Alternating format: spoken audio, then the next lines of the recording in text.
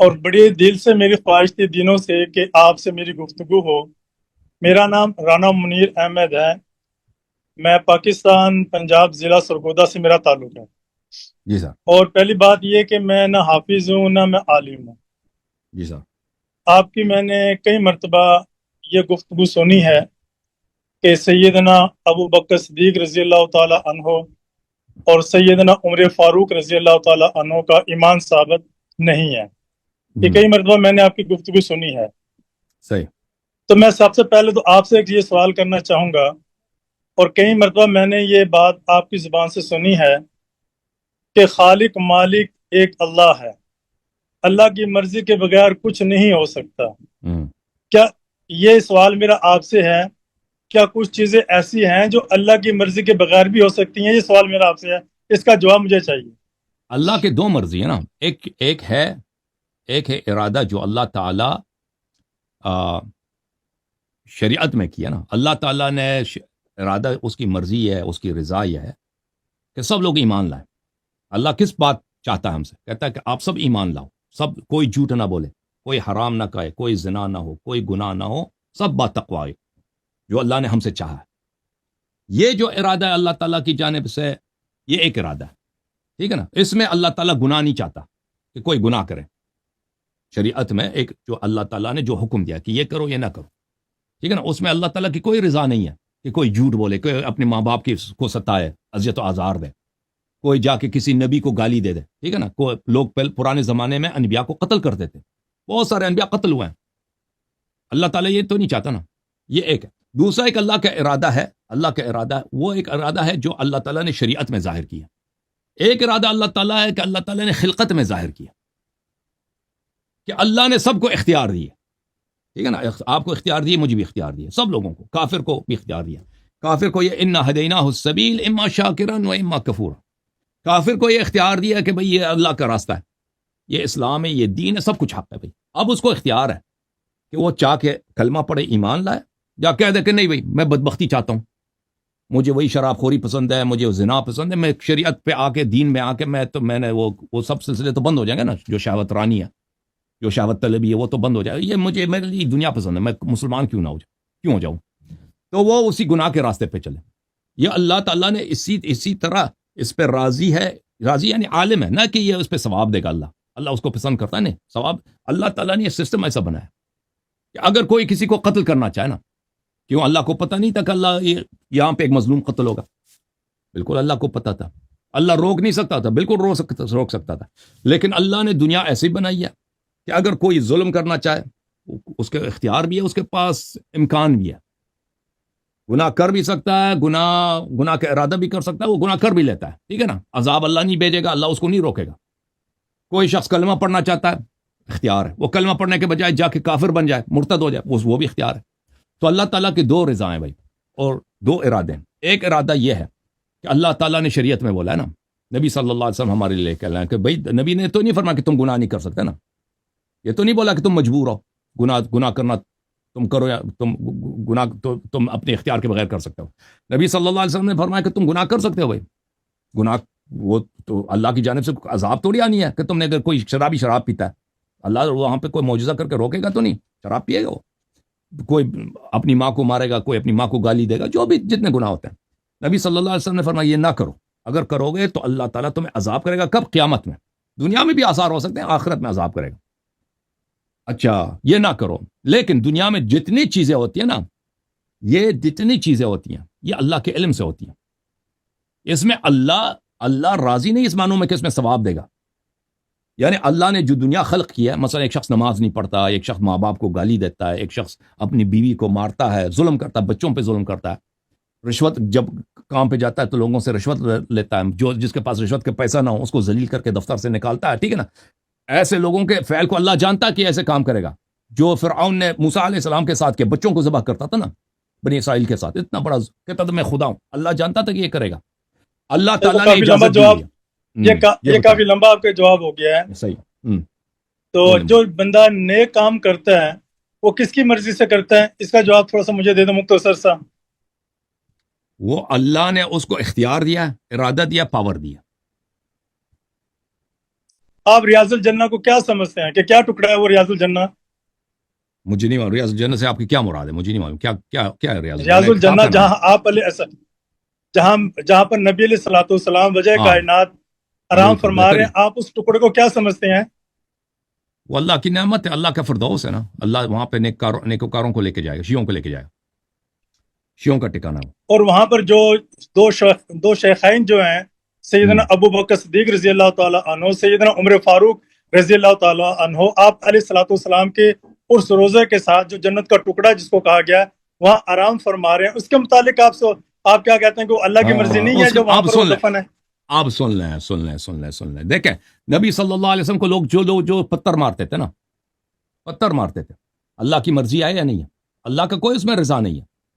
جو لوگ نبی صلی اللہ علیہ وسلم کو پتھر مارتے تھے، گالی دیتے تھے، اللہ کی اس میں رضا نہیں تھی، اللہ کا غضب تھا اس پر. لیکن اللہ نے اختیار دیا تھا بھائی کہ جو لوگ دنیا میں منافق کافر جو نبی صلی اللہ علیہ وسلم کو ستا ابھی تک دنیا پیغمبر صلی اللہ علیہ وسلم کی جو مذاق اڑاتے ہیں، آپ اب بات سن لیں کو پلیز، گھما پھرا کے کہیں نہیں اور گما نہیں میری رہا، بات میں سن قبر لیں کی نا، آپ طرف میری آتا بات ہوں، سن لیں، میری بات سن لیں، قبر کی میری طرف آتا بات ہوں سن لیں پلیز. نا، نہیں، آپ کو میری بات سننا پڑے گا، نہیں کاٹ میری سکتے. بات سن لیں، اللہ یاری صاحب میری بات سن لیں. آپ بات کو گھما پھرا کے دوسری طرف لے جاتے ہیں.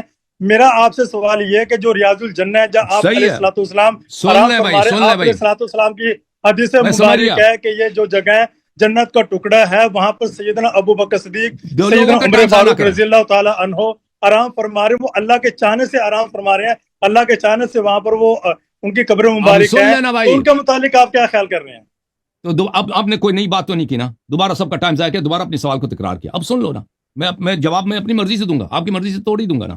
اب سن لینا، میرا جواب غلط ہوا تو لوگ کیا سمجھ جائیں گے جواب غلط ہے. دیکھیں جو لوگ دنیا میں گناہ کرتے ہیں، اس طرح نہیں اللہ کی مرضی اس میں شامل ہے. ایک شخص شراب پیتا ہے، کہتا ہے اللہ کی مرضی ہے کہ میں پیتا ہوں، اگر اللہ کی رضا نہ ہو تو وہ مجھے روکے گا نا، مجھے روک لے. اس پہ اللہ کی رضا نہیں ہے، لیکن اللہ نے سسٹم ایسا بنایا ہے، دنیا ایسا بنایا کہ گناہ کار گناہ کر سکتا ہے اور نیکوکار نیکی کر سکتا ہے. اسی لیے تو لوگوں کا امتحان ہوتا ہے نا. اب ابو بکر عمر وہاں پہ دفن ہے نبی صلی اللہ علیہ وسلم کے ساتھ. یہ ان کی رضی اللہ ان کی تعالیٰ عنہ. حقانیت کی دلیل ہے. یہ ان کی دیکھیں، نبی صلی اللہ علیہ وسلم کسی قبرستان میں مدفون نہیں ہے. نبی صلی اللہ علیہ وسلم اپنے ذاتی پراپرٹی میں اپنے گھر میں مدفون ہے، ٹھیک ہے نا. یہ کوئی اگر مسلمانوں کا قبرستان ہوتا نا کہ یہ الگ بات ہوتی کہ وہاں پہ کوئی بھی اپنے مردے لاشے کو لا کے دفن کر سکتا تھا. نبی صلی اللہ علیہ وسلم اپنے ذاتی پراپرٹی میں دفن ہے. نبی صلی اللہ علیہ وسلم کی اگر رضا ہوتی، یعنی نبی صلی اللہ علیہ وسلم کی وصیت ہوتی کہ میرے بعد ابو بکر کو، اس کے بعد عمر کو میرے ساتھ دفن کیا جائے گا، تو لازمی بات ہے یہ شیعوں کے خلاف بہت بڑی دلیل ہوتی، ناقابل رد دلیل ہوتی کہ دیکھو شیعو، یہ نبی صلی اللہ علیہ وسلم کی حدیث ہے، یہ ان کی رضا پہ دلالت کرتی ہے کہ وہ ان دونوں کو سے محبت کرتے ہیں کہ ان کو میرے ساتھ دفن کرو، ٹھیک ہے نا. اگر ایسی بات ہوتی ہے، یہ بات تو کسی کے پاس نہیں ہے نا، نہ آپ لوگوں کے پاس، نہ وہابیوں کے پاس، احناف، بخاری، مسلم، ترمذی، مسند احمد، کسی میں کوئی ایسی حدیث ہی نہیں ہے. تو سوال یہ ہے کہ ان لوگوں کو کس لیے وہاں پہ دفن کیا گیا نبی صلی اللہ علیہ وسلم کے ساتھ. یہ تو قبرستان تو ہے نہیں، قبرستان میں تو آدمی کسی بھی کونے میں آپ اپنے مردے کو لاؤ، وہاں پہ دفن کرو، ٹھیک ہے نا. کوئی روک تو نہیں سکتا، مسلمانوں کا قبرستان ہے، کوئی نہیں روک سکتا. جب تک مردہ مسلمان ہے تو آپ قبر، نبی صلی اللہ علیہ وسلم کے گھر میں، ان کے ذاتی پراپرٹی میں لاشے کو لے کے آئے ہوں، وہاں پہ کلہاڑیاں لے کے آئے ہوں، وہاں پہ تم نے زمین کھودا ہے، اپنے مردے کو وہاں پہ دفن کیا، کس کی اجازت سے دفن کیا؟ کیا یہ کہ نبی صلی اللہ علیہ وسلم کا کوئی حکم تھا، وصیت تھی؟ کچھ بھی نہیں تھا. کیا ان کی ابو بکر عمر کی ذاتی پراپرٹی؟ اب نہیں، خاموش، اس کو میوٹ کر. نہیں، اس طرح ابھی نہیں چلے، اس طرح نہیں، اس طرح نہیں. نہیں، میری بات جواب ختم نہیں ہوا، جواب ختم نہیں ہوا، جواب ختم ہوا تو یار آپریٹر اس کو جواب سن لو. کیوں ادھر دفن کیا؟ جواب سن لو. یہ ان کی ابو بکر عمر کے ظالم ہونے کی دلیل ہے، یہ ان کی فضیلت نہیں ہے، ان کی رذیلت ہے کہ ان کو وہاں پہ لا کے کس لیے دفن کیا. اگر نبی صلی اللہ علیہ وسلم کا گھر ہے تو تمہیں کس نے حق دیا؟ اہل بیت علیہ السلام نے حق دیا، تم اس بیت میں سے نہیں ہو، کیوں ادھر دفن کیا؟ نبی صلی اللہ علیہ وسلم کا جو ذاتی پراپرٹی ہے، ان کے وفات کے بعد یہ کس کی پراپرٹی بن جاتی ہے؟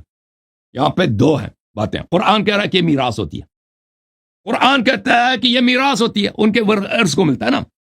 وہ ورث سلیمان و داؤد، یرثنی و یرث من آل یعقوب. یحییٰ علیہ السلام کو زکریا سے ارث ملی ہے، سلیمان کو داؤد سے ارث ملی. قرآن کی روح سے یہی ہے. اور قرآن نے فرمایا کہ یذکرکم اللہ فی اولادکم للذکر مثل حظ الانثیین. اللہ تعالیٰ حکم دیتا ہے کہ اپنے اولاد کو میراث سے محروم نہیں رکھنا. تو قرآن کے روح سے دیکھیں، سنت کے روح سے دیکھیں تو حق کس کا بنتا ہے؟ میراث بنتا ہے. یہ میراث کس کو ملے گا؟ لازمی بات ہے میراث ان کی بیٹی کو ملے گا، کیونکہ ان کو اور بیٹی تھی نہیں وفات کے وقت ان کی. اور ازواج کو آپ کے قول کے متعلق ملے گا، ازواج کو لیکن 8 میں سے 1 حصہ ملے گا نا، پورا تو نہیں ملے گا. اور نبی صلی اللہ علیہ وسلم کے 9 بیویاں ہیں، یہ 1/8واں حصہ 9 بیویوں میں تقسیم ہوگا. یہ سن نہیں رہا نا بھائی، آپ سن نہیں رہے نا.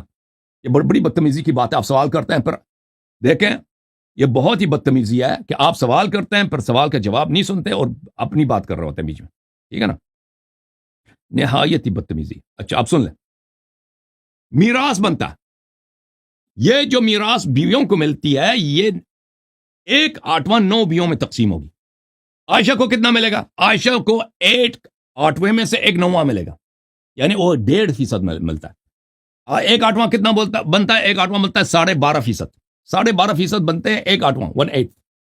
آصف بھائی آپ ہیں. اچھا، اور 1/9 اس میں سے کتنا؟ 12.5% کا 1/9 کتنا بنتا ہے؟ 1.25. اس سے بھی شاید کم، 1.3 بنتا ہے. تو عائشہ کو اتنا ملے گا. باقی کس کی پراپرٹی ہے؟ باقی 87.5% زہرا سلام اللہ علیہ کی پراپرٹی ہے نا. اچھا، یہ میراث کی روح سے اہل بیت علیہ السلام سے ان لوگوں نے اجازت لیا. جی سر کچھ کہنا چاہیں گے؟ اجازت لیا کہ ہم یہاں ابو بکر عمر کو دفن کرنا چاہتے ہیں؟ کوئی اجازت نہیں لیا. جیسے ان کی خلافت غصب کیا، انہوں نے اپنے جنازے کو بھی غصب پہ دفن کیا نا. اچھا دوسرا، اگر ہم کہہ دیں کہ آپ جانا چاہ رہے ہیں میں کہہ رہا ہوں میں اس میں ایک سوال کر سکتا ہوں اسی میں. بس 1 منٹ مجھے دے دیں، میں کہہ دوں. اور اگر ہم کہہ دیں یہ صدقہ ہے تو یہ تو بیت المال کا جز بن جاتا ہے نا، پورے مسلمانوں کا حق ہے. پھر تو ابو بکر عمر کو حق تو نہیں ملتا کہ وہاں پہ دفن کریں نا اپنے مردے کو. ٹھیک ہے، اپنے مردے کو وہاں پہ پھر مسلمانوں سے ان کو اجازت لینا ضروری. سب مسلمانوں سے اجازت لے لو. ابو بکر عمر نے کسی سے اجازت لیا کہ ہم یہاں پہ اپنے میت کو دفن کرنا چاہتے ہیں؟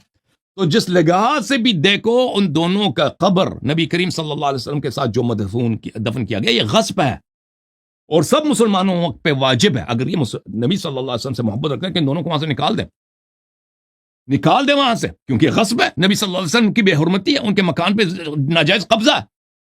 ٹھیک ہے نا. اور اہل بیت علیہ السلام کے حدیث ہمارے پاس کہ جو ہی ان کا وہاں پہ دفن ہوا تھا تو ملائکہ وہاں سے ان کو نکال کے لے کے گئے تھے، اسی وقت نکال کے لے کے گئے تھے. ابو بکر عمر ادھر نہیں ہے، ان کو وادی برہود میں جہنم میں لے کے گئے تھے ملائکہ. یہ اہل بیت علیہ السلام کی کئی احادیث ہیں اس مسئلے پر. جی سر بولیں آپ آصف بھائی. بس ایک چیزیں کہ ایک تو قرآن میں تو ویسے یہ امہات المومنین کا ہے کہ وہ جو ان کے حجرے ہیں وہاں تک نقیم کرنے کا تو ذکر بھی آتا ہے کہ اپنے گھروں میں ٹھہری تو. اور دوسری بات یہ ہے کہ اگر وراثت کی روح سے دیکھے تو بیٹی کا 1 حصہ ہوتا ہے اور بیٹے کے 2 حصے. اگر آپ صلی اللہ علیہ وسلم کے بیٹے زندہ ہوتے تو ان کے 2 حصے ہوتے، اور اگر وراثت کی روح سے دیکھے تو حضرت زہرا سلام اللہ علیہ کا 1 حصہ بنتا ہے وراثت، جو بھی ان کی جی سر. پراپرٹی. جی ہاں میں آپ کو بتا دیتا ہوں. مطلب جہاں تک قرآن کی روح ہے کہ حجرات کو بیویوں سے نسبت دی ہے نا. میں پہلے اس کا جواب دے دیتا ہوں، بلکہ پہلے میراث کا میں دے دیتا ہوں نا. اگر بیٹا ہو تو بیٹے، اگر ایک شخص کے ایک بیٹا ہے ایک بیٹی ہے نا، اس کے مثلا 9 لاکھ روپے ہیں. 9 لاکھ روپے، آدمی مر گیا، 9 لاکھ روپے بچ گئے، اس کی ایک بیٹی اور ایک بیٹا ہے. تو لازمی بات ہے بیٹے کو 6 لاکھ دیں گے، بیٹی کو 3 لاکھ دے گا نا. بیٹے کو 2 حصے، بیٹی کو 1. لیکن اگر کوئی نہیں دنیا میں، اس کی صرف ایک ہی بیٹی ہے تو بیٹی سب 9 لاکھ بیٹی کو چلے جائیں گے. اگر اس کی بیوی ہے سارے پیسے بیٹی کو ملے گا سوائے 1/8. 1/8 بیوی کو دیں گے، باقی جتنے بچ گئے بیٹی کے. اگر اس کی 2 بیویاں اس شخص کے تو 1/8 کا 1/8 جو ہوگا نا اس کے 2 حصے کریں گے. ایک بیوی کو دوسری بیوی کو ایک حصہ دیں گے. باقی جتنا ہے 1/8 کے بعد یعنی 7/8 7/8 وہ سب بیٹی کو چلے جائے گا نا. اگر اس کے پاس 3 بیویاں اسی طرح وہ 1/8 کو تقسیم کریں گے 3 بیویاں. اگر 10 بیویاں نبی صلی اللہ علیہ وسلم کی 9 بیویاں تھی نا تو اس میں 1/8 9 میں تقسیم ہوگا. اچھا، جو قرآن کی آیت ہے کہ اس میں ازواج سے اضافہ کیا، فرمایا وقرن فی بیوتکن واذکرن ما یتلی فی بیوتکن، کہ تمہارے جو بیوت ہیں تم اس میں رہو، باہر نہ نکلو، یا اس میں جو قرآن کی آیات کی تلاوت کرو. قرآن میں اسی طرح ان بیوت کو نبی صلی اللہ علیہ وسلم سے بھی نسبت دی گئی ہے نا. یا ایھا الذین آمنوا لا تدخلوا بیوت النبی الا ان یؤذن لکم صلی اللہ علیہ وآلہ وسلم. بیوت النبی میں کون سے بیوت نبی ہے؟ تو وہی ازواج کی گھروں کی بات ہو رہی ہے نا کہ وہاں پہ داخل نہ ہونا. اچھا اسی طرح آپ کے جو شوہر کا جو گھر ہوتا ہے نا اس میں اس کی بیوی رہتی ہے. اچھا جب طلاق دیا جاتا ہے کہتا ہے طلاق کے فوراً بعد ان کو گھر سے نہ نکالا کرو جب تک عدہ ختم نہ ہو. لا تخرجوہن من بیوتہن، ان کو جب عورت کو طلاق دے دو تو اس کو حق ہے کہ بھئی جب تک عدہ ختم نہ ہو شوہر کے گھر رہے، وہاں سے نہیں نکال سکتا کہ بھئی طلاق ہو گئے چلے جاؤ. نہیں، جب تک عدہ ختم نہ ہو جائے تو اب شوہر کے گھر، وہاں پہ بھی گھر وہ شوہر کا گھر ہے، کہاں کہ بیویوں کا گھر. تو یہ کس مناسبت سے بولا گیا؟ کیونکہ عورت اس میں رہتی ہے نا. ابھی آپ کوئی شخص نوجوان ہے، ٹین ایجر ہے، وہ والد صاحب کے ساتھ رہتا ہے، کہتا ہے میں اپنے گھر جا رہا ہوں. اس کا گھر اپنا توڑی ہے، اس کے والد صاحب کا گھر ہے نا. وہ اپنا یہ تو ملکیت کے لیے تو نہیں کہتا کہ میرا گھر، یہ اس کی پراپرٹی تو نہیں، والد صاحب کی پراپرٹی یا دادا کی پراپرٹی ہے. یا کوئی بہت سارے لوگ ہوتے ہیں چچا کے ساتھ رہتے ہیں، کہتے ہیں میں اپنے گھر جا رہا ہوں. وہ کیونکہ وہاں پہ رہتے ہیں وہ اپنا گھر کہتے ہیں، اس کی وہ نہیں ہوتی کہ ان کی اپنی پراپرٹی ہے. یہ کتاب الجامع لاحکام القرآن جو قرطبی صاحب کی تفسیر قرطبی بہت مشہور معروف ہے، جزء ثالث، یہ شیعوں کی نہیں مخالفین کی ہے. یہاں پہ فرمایا کہ لا تدخلوا بیوت النبی، سورہ احزاب کی جو آیت ہے کہ نبی صلی اللہ علیہ وسلم کے گھروں میں داخل نہ ہونا. دلیل علی ان البیت للرجل، یہ اس بات کی دلیل ہے کہ گھر جو ہے شوہر کا، وہ گھر جو ہے نبی صلی اللہ علیہ وسلم کے جو مکانات تھے، بیوت تھے، وہ نبی صلی اللہ علیہ وسلم کی ذاتی پراپرٹی ہے. وَيُحْكَمُ لَهُ فَإِنَّ اللَّهَ تَعَالَى أَضَافَهُ إِلَيْهِ، اللہ تعالیٰ نے خود کہا کہ نبی صلی اللہ علیہ وسلم کی بیوت ہیں. اچھا اگر کوئی اعتراض کرے کہ قرآن میں تو یہ آیت ہے وَاذْكُرْنَ مَا يُتْلَى فِي بُيُوتِكُنَّ مِنْ آيَاتِ اللَّهِ وَالْحِكْمَةِ، کہ یہاں پہ گھروں کو نسبت دی گئی ہے عورتوں سے.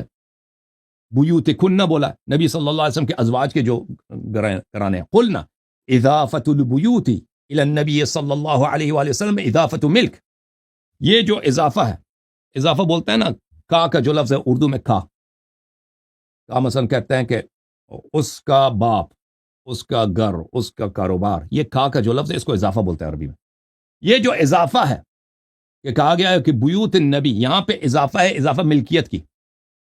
وَإِضَافَةُ الْبُيُوتِ إِلَى الْأَزْوَاجِ اضافت محل، اور ازواج کا جو اضافہ ہے کہ بیوت الازواج بیوتکن وقرن فی بیوتکن، یہ جو اضافہ ہے یہ اضافہ یہ سکونت ہے، کیونکہ یہاں پہ یہ لوگ رہتی تھی نہ کہ ملکیت تھی، ان کی رہائش ہی ادھر ہی ہے، تو ان کا گھر کہلائے گا نہ کہ ان کے ذاتی پراپرٹی ہے. بدلیل انه جعل فيها الاذن للنبي صلی اللہ علیہ وآلہ وسلم والاذن انما يكون للمالك، اس کی دلیل بھی واضح ہے کہ دخول کے لیے کس کے اذن ضرورت ہے؟ ازواج کی اذن کی ضرورت نہیں ہے، نبی صلی اللہ علیہ وسلم کی اذن کی ضرورت ہے. پرمیشن نبی سے لینا ہوگا کہ ہم گھر میں آ سکتے ہیں نہیں آ سکتے، اور پرمیشن کا حق مالک کو ہوتا ہے، غیر مالک کو نہیں ہوتا. ازواج رہتی ہیں بھائی، ازواج نبی صلی اللہ علیہ وسلم کے گھر میں رہتی تھیں، ان کا اپنا ذاتی پراپرٹی نہیں تھا، نبی صلی اللہ علیہ وسلم کا ذاتی پراپرٹی تھا. وہ ابھی بہت سارے ہوتے ہیں نا کہ بھائی شوہر گھر خریدتا ہے اپنے محنت سے، کمائی سے، وہ اس کے پراپرٹی ہے نا، شوہر کی پراپرٹی. اب عورت بھی کہتی ہے میرا گھر ادھر ہے، عورت تو نہیں کہتی کہ یہ میرا شوہر. لوگوں سے جب کہتا ہے نا میں اپنے گھر جا رہی ہوں، میرے گھر آ جاؤ، اپنے بھائی کو فون کر میرے گھر آ جاؤ، تو اس کا یہ اس کی پراپرٹی نہیں ہے. میرا جو ہے نا ملکیت کو ثابت نہیں کرتا، میرا اس لیے کہ میری رہائش یہاں پر ہے. اوکے.